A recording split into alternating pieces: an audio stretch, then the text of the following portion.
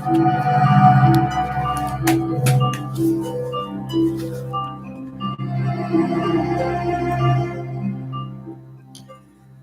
welcome to another episode of our Reflections with the Course in Miracles, and we will keep on going and having another perspective of what Jesus offers us in the beginning about these principles, miracles, principles, and of course we are finding miracles, principles all the time in our daily lessons, and I'm right now in the practice in that second part, with Jesus giving the answer, what is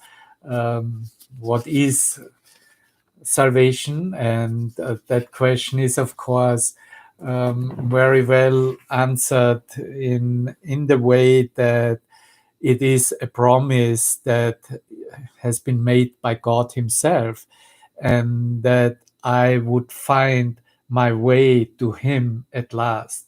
Of course, He writes it here in the second person, you will find your way at last. But here we are, and we want to accept this Course in Miracles and how it is given us in a very personal understanding, unless you really see and understand that here is a voice from out of time guiding you personally, and in that personal guidance giving you very personal perspectives of how you can wake up from the dream, how you find your way back home, how you can change your mind. You would just see that this Course in Miracles is another conceptual whatever work within the world.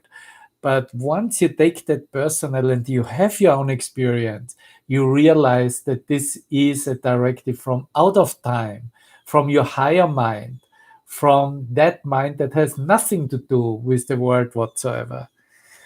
And what I love also how he lifts it in that introduction by telling us that all the world, that freedom, so it is the call to all the world, and that freedom is returned, and that time is almost over. And if you are in the experience, of course, all time is already and completely over and gone.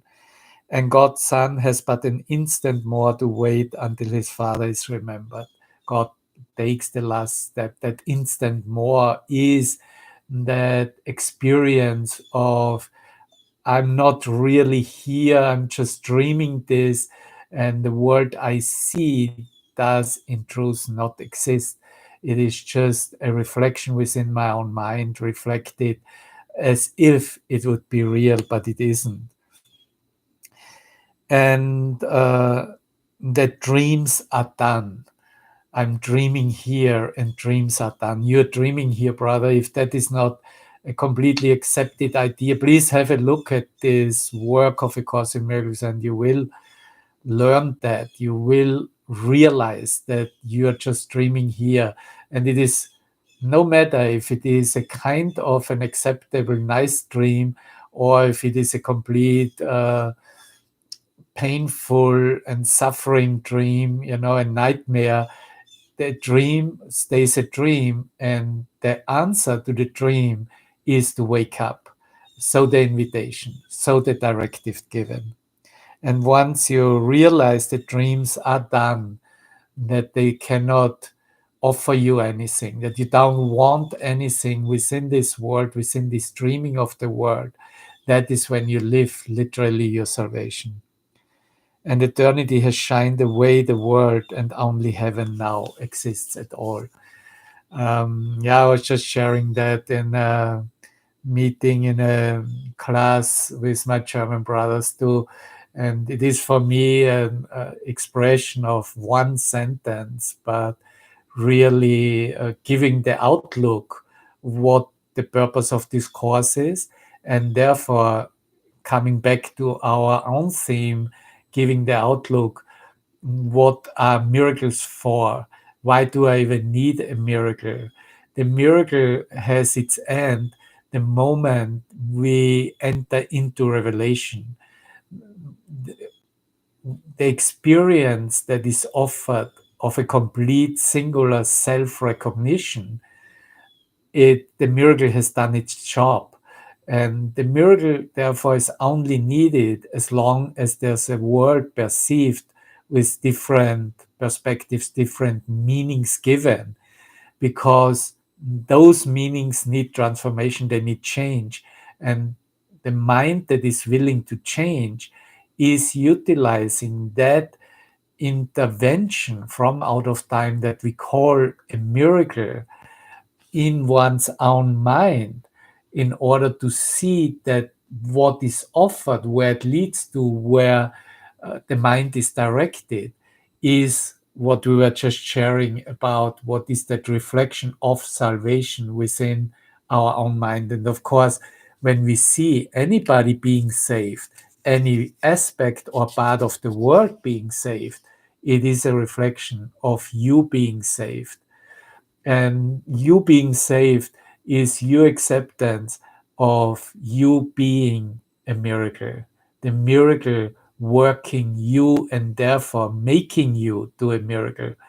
And this is where we left it the last time. And I will definitely have a little outlook with you also to, yeah, maybe starting where we left it, where Jesus says in the 24th miracles principle, that would be within the edition that I'm using here of the Foundation for Inner Peace. But I'm also including here the original notes as Helen Schackman has received them directly from Jesus in the unedited version, right?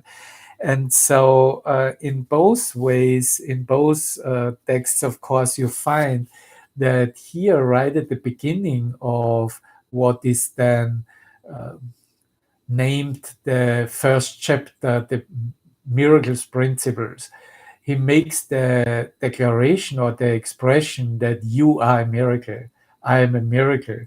And in the original version, he would say that God creates only that which, or one who is of surpassing excellence or merit, under quotes. Man is capable of this kind of creation, being in the image and likeness of his own creator. Now, these expressions that we know from the Bible, being in the image and likeness, that the likeness is the interpretation of that image. He's speaking later on in right in the beginning of the course also, and he says of like quality, of the same equal quality. You are the same quality what God is. God creates his son as love, in love, is love. And that quality is also yours, is ours. So the like quality. And anything else is only his own nightmare. Here it is. He names it very clearly. Everything else is only your nightmare and does not exist. That reminds us, of course, of that sentence in that lesson 14 at the beginning of the mind training. The world I see has nothing to do with reality. It is of my own making and doesn't exist, he says there. No? Here says, it is your own nightmare and doesn't exist. Only the creations of light are real. Only creations of light are real. Only creations extending creative thought are real. So everything that is literally thought extending of that love and light and peace and joy is what God is. And that is creation. And everything else is part of the transformation and is literally purified or led to this action of being co-creator with God himself. And from there he went, that was the 25th miracles principles in the edited version where we left it the last time, and where he speaks about the miracles enable you to heal the sick and raise the dead. And he starts here out by saying that miracles are part of an interlocking chain of forgiveness.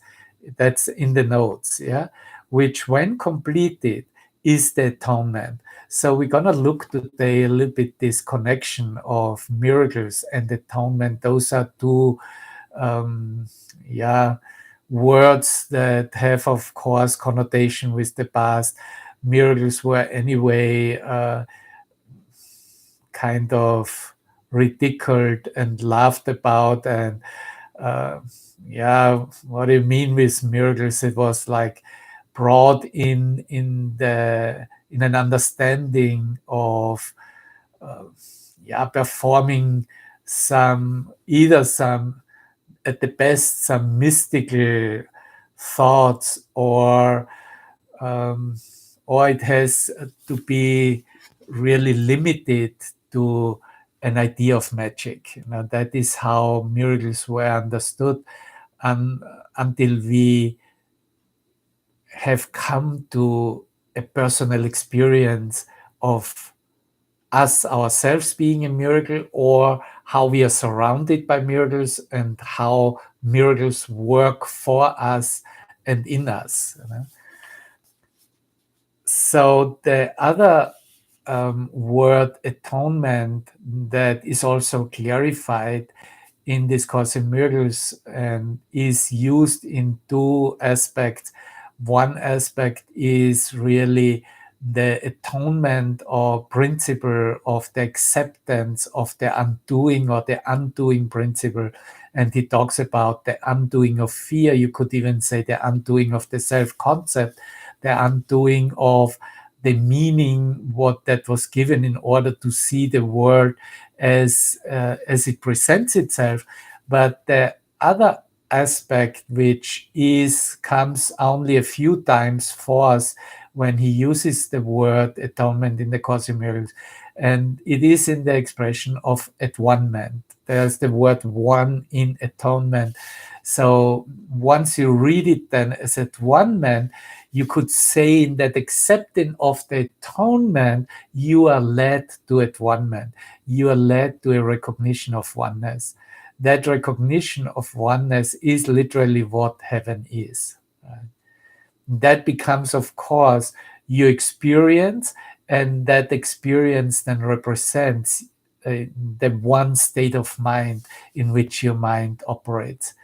So you accept that everything in your mind is perfectly unified and seen and recognized as yourself, as oneself.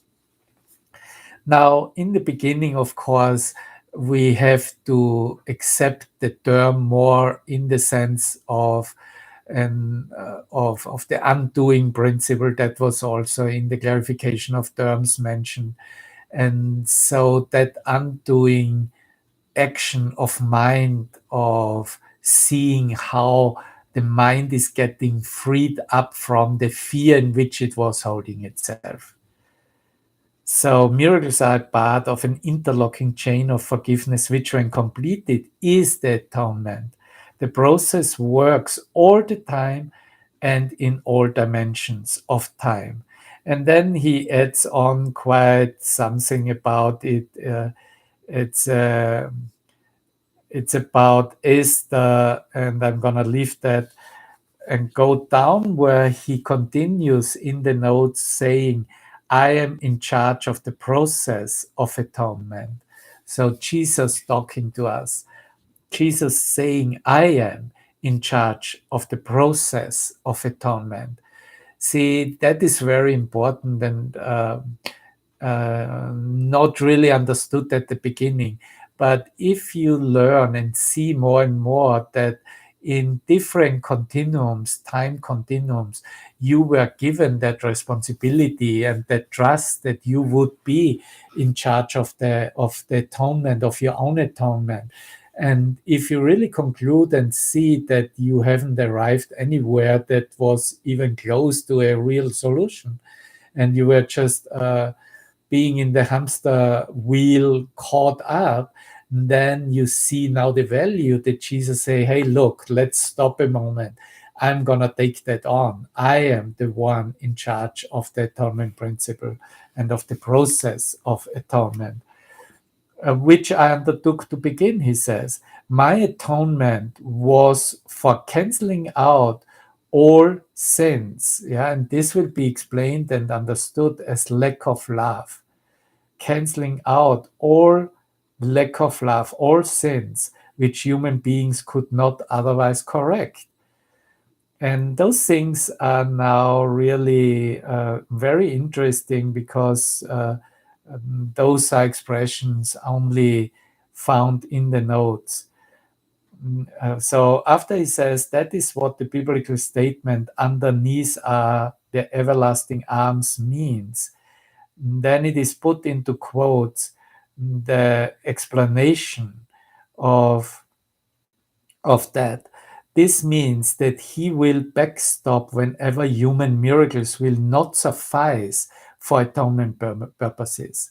So not suffice would mean they would not, in that sense, collapse time completely, or have a complete disappearance of the dream world as a result for atonement purposes. However, it is perfectly clear that when a person can atone by miracles, both giver and receiver are atoning.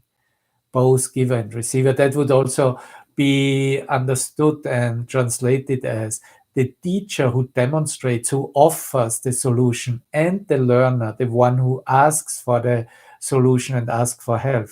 Both are atoning. It is better to atone this way because of the mutual benefits involved. And then here comes a very beautiful expression. Inasmuch as you do it unto the least of these, my children, a biblical quote really ends with, you do it unto yourself and me. And once again, inasmuch as you do it unto the least of these, my children, you do it unto yourself and me. We have to learn that everything that is in limitation, that is set in the grievance, that is set in separation, is really just what you're doing unto yourself. I'm doing that unto myself, but also unto him, unto Jesus himself. The reason why you come before me, he says, is because I do not need miracles for my own atonement, but I stand at the end in case you fail temporarily. So that expression also in connection with atonement principles, very important, that a declaration, he has done his job, right? The declaration of Jesus Christ.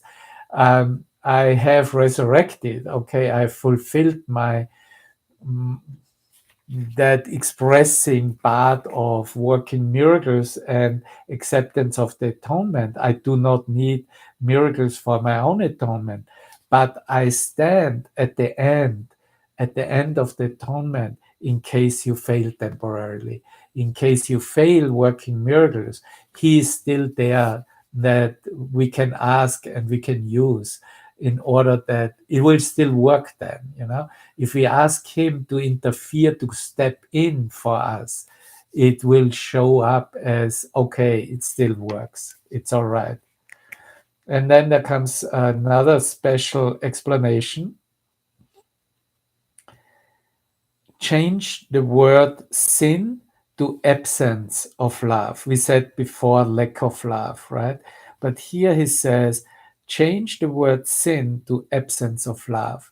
Now we know that Jesus spoke in the Aramaic language, and in the Aramaic, sin was, for the word sin, the word kata was used.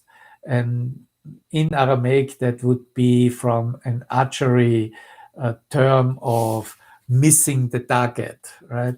Off the mark. You could interpret it. And here he says, off the mark or missing the target is the same as absence of love. If you and your relationship not loving and not experiencing love and not giving love, then you're off the mark, right? Then you missed the target. So what is the target? What is the goal? The goal here, and that is what working miracles means, is to demonstrate love, to be love, to extend love, to think love, to share love, and to see and recognize that love is really all around you. Thank you. So going back here to the text of that indication to change the word sin to absence of love. Sin is a man-made word with threat connotations, and that came, of course, about how the Christian establishment was using it, and not just the Christian establishment for the last 2000 years, because the term sin was used, of course, in all religions, also in the Jewish traditions, over at least some more 2,000-3,000 years before Christ. Sin is a man-made word with threat connotations which he made up himself. No real threat is involved anywhere. What a relief. No real threat is involved anywhere, brother. Not anywhere is real threat involved. Just because nature abhors a vacuum, which is true enough, it doesn't follow that a vacuum is filled with hellfire. Nothing is gained by frightening yourself, and it is very destructive. Miracles need freedom from fear. So here's the expression, and that would be then the 26th miracles principle in the edited version. Miracles represent freedom from fear. So as long as there's fear in the mind needs to seek and utilize everything in order to liberate itself from that self-made, man-made condition called fear. It is really the denial of love, and that's why he teaches it's either fear or love, you choose. And just remember, only one of it is real, but you determine what and how real it is supposed to be for you. But if you choose for love, then fear has no power over you nor any reality. Part of their atonement value involves just that. Note that the word atone really means undo. That's why I said it in the beginning. And he speaks later on more about the atonement of fear. Yeah, so, okay, that is very important to really start out getting more understanding into these terms of atonement and how to use the miracles. We are not just studying all these miracles principles, okay, and now we have arrived that I'm a miracle, and miracles represent freedom from fear. Originally said need freedom from fear. That means I'm responsible first to transform my mind with all fear connotation so that I can even see the miracles in work. He continues, and that's again in the notes, that the purpose of the atonement is to restore everything to you. Everything is restored. What is restored? What is really restored is our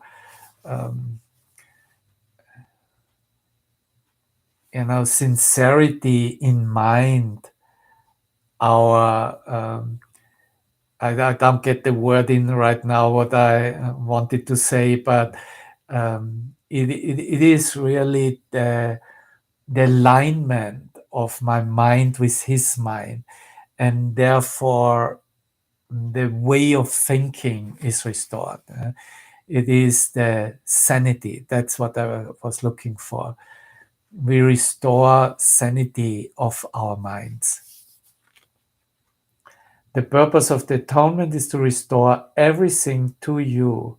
That is to restore the awareness So you had everything when you were created, just as everyone did, he says here. And those are a few nice um, outlooks within these notes, the urtext version, which we are, yeah, it is kind of a little bit spread over the other chapters in the edited version, or has been edited out completely. But I think it's really worth mentioning it here and putting it in that uh, place where it was initially giving, right at the beginning of those miracles principles, at the beginning of that dictation that this is a course in miracles. Listen, and listen, not just you, brother, but listen, word. This is for everyone. So, having been restored to your original state, so we are saying also, I can teach that when time was over, that state of mind, but also the same that before time began, or to say before time was made up in the mind as a reality. And once it is experienced, that time is over.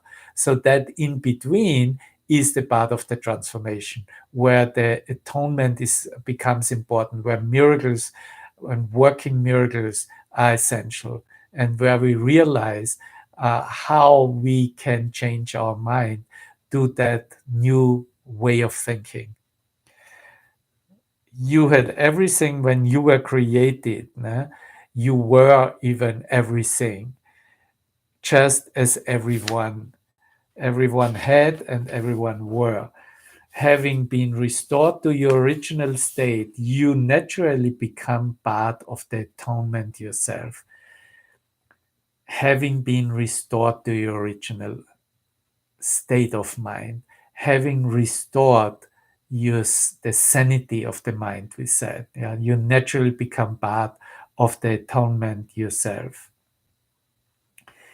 You now share my inability to tolerate the lack of love in yourself and in everyone else, and must join the great crusade to correct it. So, that great crusade with capitalized G and C is really that invitation to undergo our own experience and then become a minister of God Himself, a messenger of what we have realized and what we are doing right now, either listening or uh, teaching. Listening and learning and teaching is in truth the same. And here he expresses it. The slogan for this crusade is listen, learn, and do. Listen, learn, and do as you are directed, do as you are asked to go along in order to complete that transformation of mind within yourself. And this means listen to my voice. This is Jesus speaking, right? Listen to my voice, learn to undo all error.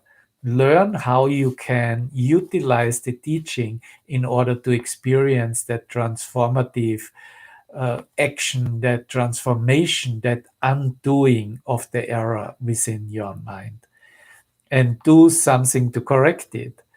Be about it, be active about it. Don't just sit back and believe that uh, whatever idol will do it for you. No, you are the savior of the world. This all depends on me, on you. Listen to my voice, learn to undo the error, and do something to correct it. The first two are not enough. Listen to the voice and to learn to undo error. The real members of my party, he says, his party, the real members of my party are active workers. Active workers. So if you become a member, let's say on a Facebook group, or you become a member in a classroom on Zoom or on YouTube, like here now, we are asked to be active miracle workers, to be active transformers, to be active in what is offered. and not to, just listen conceptually and say, yeah, no. But, the activity is by thought power in the way how we think along the lines. And then he continues saying, the power to work miracles belongs to you. That power was literally given us in creation itself, right? You will create the right opportunities for you. He says, I will create the right opportunities for you to do them, to work these miracles. But you must be ready and willing to do them. See, that responsibility of making that decision, to be ready and to be willing to work these miracles and to be active in that undoing process, that nobody can take that decision for you, for me, since you are already able to. You are enough aware what's offered, you are aware of how to proceed, you are aware how the instructions are given, and you are aware how you can complete that in your own mind. You're able to do that. Doing them will bring conviction in the ability. This is really what everybody is looking for: a conviction, a certainty, a security and certainty, so that the peace of mind is um, not shifting anymore, it's not seemingly lost anymore, but there's certainty, a conviction is taking place in the mind. Jesus, I repeat that you will see miracles through your hands, through mine. I, I will see miracles through his hands, through mine. Conviction really comes through accomplishment. Remember that ability is the potential, achievement is its expression, and atonement is the purpose. Beautifully expressed, isn't it? Ability is potential, is the potential. Achievement is its expression, and atonement is the purpose. A miracle is a universal blessing from God through me to all my brothers. A universal blessing. That is then the Miracles Principle 27 in the edited version. From God through me to all my brothers, he says. Yeah. And in the Urtext, he gives an explanation to that. So in the edited version, it's just added on, it is the privilege of the forgiven to forgive. In the original version, he says, you once said that souls, in plural, yes, souls, cannot rest until everyone has found salvation. This happens to be true. It is the privilege of the forgiven to forgive. So here's a context said, right? With souls cannot rest until everyone has found salvation, the miracles principle, the miracle or the atonement is only completed and accomplished and fulfilled when the last mind, literally, that is you yourself and the expression of yourself, is at home, is in that alignment, in that acceptance of the truth. The disciples were officially and specifically told to heal others as physicians of the Lord. They were also told to heal themselves and were promised that I would never leave them or forsake them. Atonement is the natural profession of the children of God because they have professed me. Ha! Aside, and that was put in parentheses, tell Bill that is what professor really means. Atonement is the natural profession of the children of God because they have professed Christ, right? Christ consciousness. Beautiful, very beautiful. A miracle is a universal blessing from God through me to all my brothers. He continues, as an assistant professor, you must assist both him and me. That's the words directed to Helen Jackman. As an assistant professor, you must assist both him as the professor and me, who is basically from out of time, not even involved on any level, mundane level whatsoever. The children need both strength and help. You cannot help until you're strong. The everlasting arms, which we were just sharing before, what was the expression? Underneath are the everlasting arms, right? The everlasting arms are your strength, and the wisdom of God is your help. Heaven and earth shall pass away. That's a quote, right, from Revelations, from the Bible. Heaven and earth shall pass away means that they will not always exist as separate states. My word, capitalized word, which is the resurrection and the light, shall not pass away because life is eternal. So this is all that we need to remember. Life is eternal. And he is, that's what Jesus said, I am the resurrection and the light. And the word that created action, as the master teacher called it, is the resurrection and the light shall not pass away, simply because life is not this here, life is eternal.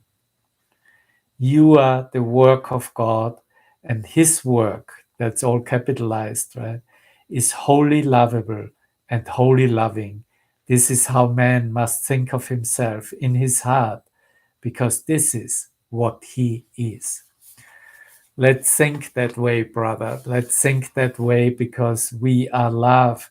And in our heart, we have to think that we are wholly lovable and wholly loving until we arrive at that self-worth, that all value that is given us by the love of God itself.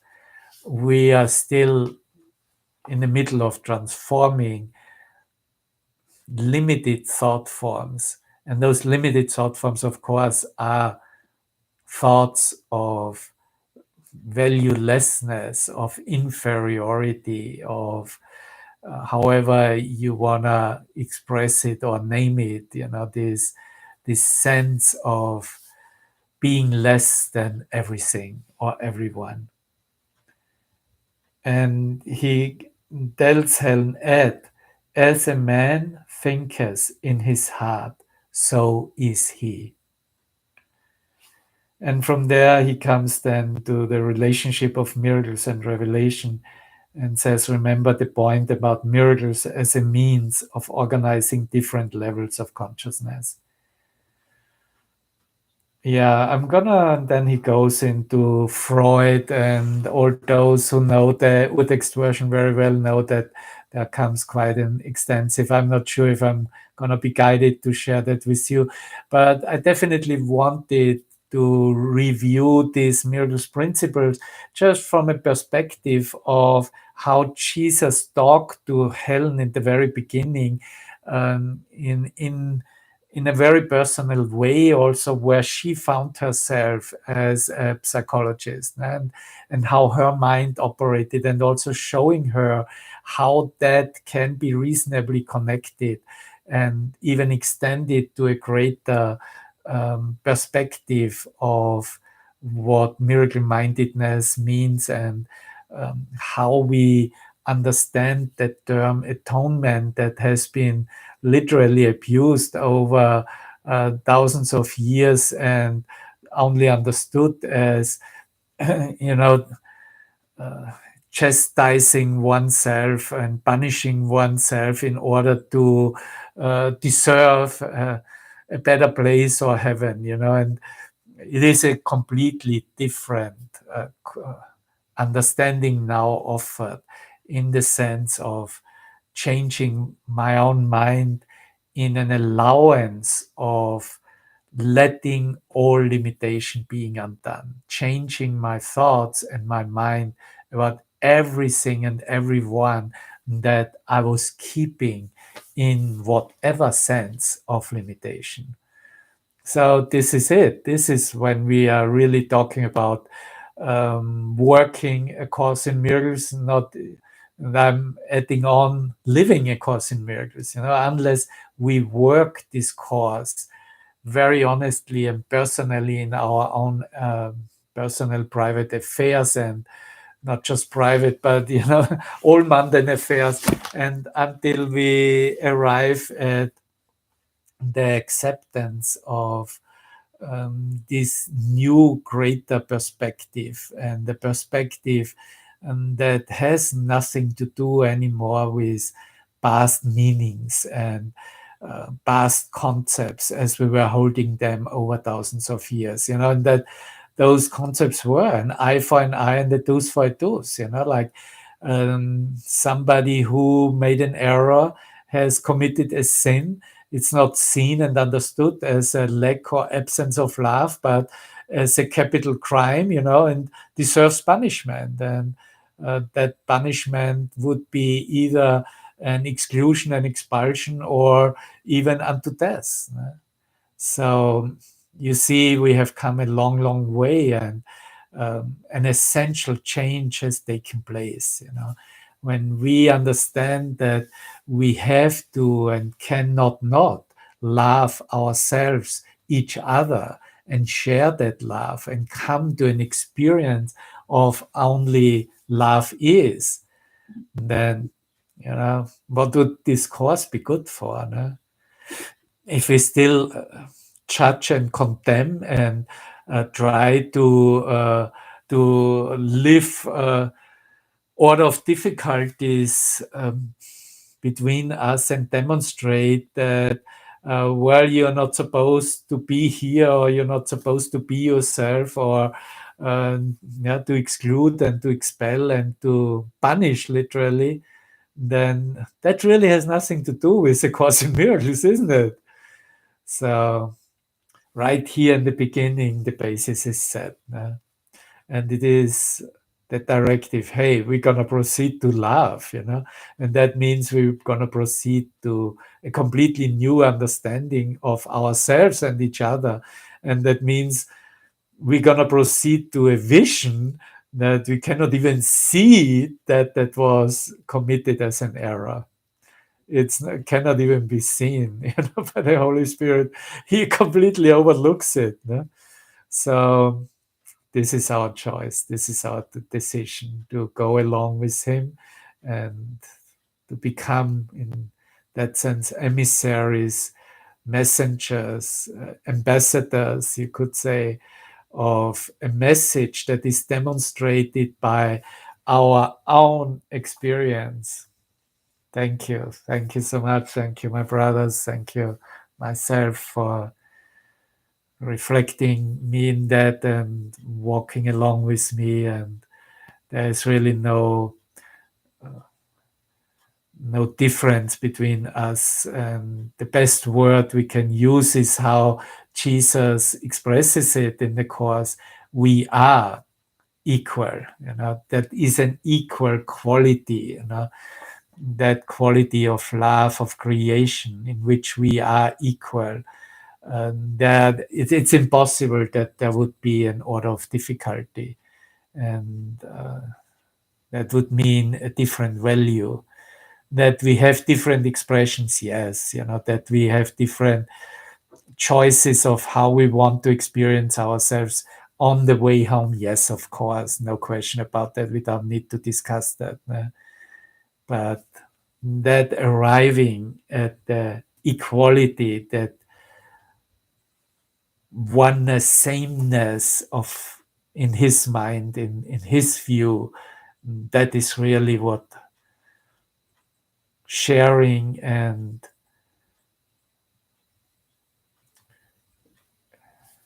living A Course in Miracles is offering us very personally, very individually.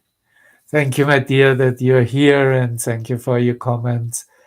And I see you as that love, as that light, in that light, and We are literally riding that wave home together as light surfers, isn't it?